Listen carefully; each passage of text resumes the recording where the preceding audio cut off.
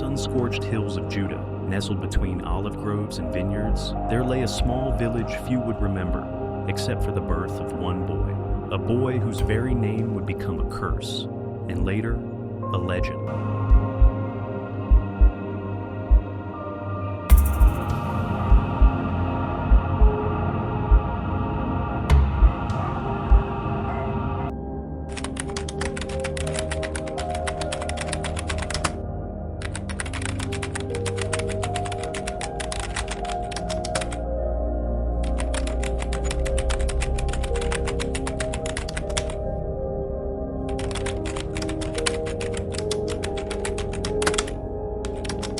Chronicles 4:9. Jabez was more honorable than his brothers. His mother had named him Jabez, saying, "I gave birth to him in pain." It was on a night when the winds howled through the rugged valleys of Judah that Jabez came into the world. His mother's screams echoed off the stone walls of their modest home. The labor was brutal, the pain unforgettable. When dawn broke and the infant was finally laid upon her chest, she looked into his innocent eyes and, through tears, whispered, "Jabez." Pain. That's what his name meant. Not hope, not joy, just pain. From the moment he took his first breath in the land of Judah, sorrow clung to him like a shadow. Children whispered as he passed. Merchants muttered, "The cursed one." Even his own family looked at him with pity. And Jabez wondered as he grew, was I truly born only to suffer? But Judah's hills held secrets. And one night, under a sky blazing with stars, Jabez made a silent promise. If pain was his birthright, perhaps heaven could rewrite his name.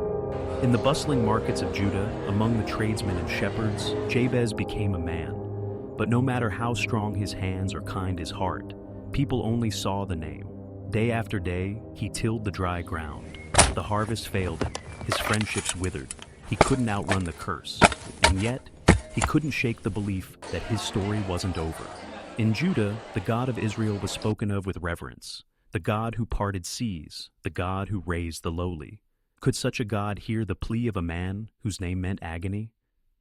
One evening, as the sun dipped behind Judah's rugged hills, Jabez sat alone, watching shadows crawl across the land. "Is this truly all I am, Lord?" he whispered, a man of sorrow. For weeks he withdrew from the village, climbing the highest ridge to pray. The wilderness became his refuge, and there, in the quiet, an idea stirred, a prayer so daring that no man named Pain had ever dared speak it aloud. At dawn, Jabez would ask God for something impossible, and heaven was listening. In the land of Judah, before the first light kissed the hills, Jabez stood alone, heart pounding like a war drum, and then boldly he prayed. 1 Chronicles 4:10. Jabez cried out to the God of Israel, "Oh, that you would bless me indeed, and enlarge my territory. Let your hand be with me, and keep me from harm, so that I will be free from pain." "Bless me indeed," he cried, "not for riches, but for purpose. Enlarge my territory, not just land, but influence, opportunity, a life that mattered. Keep your hand with me." For Jabez knew blessing was nothing without the presence of God. "Keep me from harm, so I will be free from pain." And with those words, the man named Pain rewrote his destiny. Days passed, weeks. Judah's villagers scoffed. "Who is he to ask for blessing?" they laughed. But then the news came. A wealthy landowner, desperate on the verge of ruin, offered Jabez property others feared to claim. Dangerous territory, raider country. Jabez knew this was no coincidence. The land was wild, the enemies were fierce, but Jabez had prayed, and God was just getting started. Jabez rode out to the borders of Judah, where the land turned harsh and the shadows his enemies. This was the territory no man wanted, too risky, too deadly. But Jabez saw something else. "Enlarge my territory," he had prayed, and here it was. Raiders attacked by night. Wild beasts roamed by day. The soil was stubborn, the people afraid. But Jabez, he remembered his prayer. "Let your hand be with me." And it was. Under Jabez's leadership, the land flourished. The wells ran deep. Crops grew high. Families moved in. And where there was once fear, there was now a thriving community. word spread across Judah. The man named Pain, he's blessed. But Jabez knew the battle wasn't over. One evening, from his hilltop, he saw them. A greater army, better armed, ruthless. They weren't coming for the land. They were coming for the man who dared defy his name. Tomorrow, Jabez would face his greatest enemy and his greatest test of faith. The battle was fierce, but Jabez did not fall. For every sword raised against him, God raised a shield. For every enemy, God provided victory. And when peace finally settled over Judah, Jabez built not just a home, but a legacy.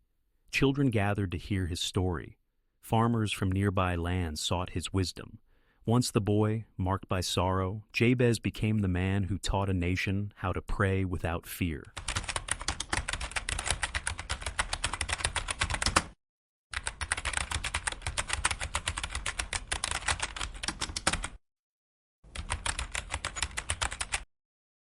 But as the years passed, Jabez looked beyond his fields, beyond Judah, beyond even the hills that once felt like his whole world, and he knew there was more.